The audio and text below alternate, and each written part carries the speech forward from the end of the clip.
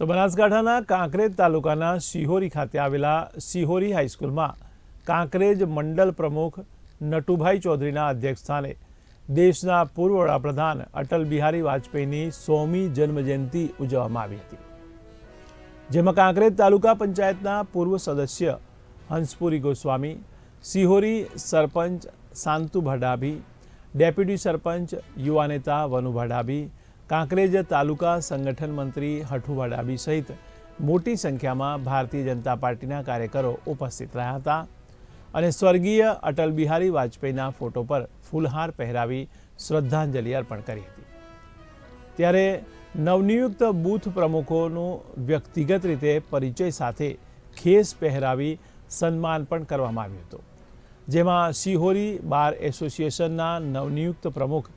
દિનુભા ડાભીનું પણ ફૂલહાર પહેરાવી સન્માન કરાયું હતું। ત્યારે 21મી સદીમાં સુશાસનના મંત્ર સાથે દેશને મૂલ્યયુક્ત આધુનિકતાના નવા યુગમાં લઈ જનાર અને પ્રખર રાષ્ટ્રવાદને હૃદય રાખીને તેમણે દેશ સેવામાં પોતાનું સમગ્ર જીવન ખપાવ્યું છે તેવા વાજપેયીજીના સ્મરણમાં ઉજવાતા સુશાસન દિવસની સૌ નાગરિકોને હાર્દિક શુભકામના અને જન્મજયંતિએ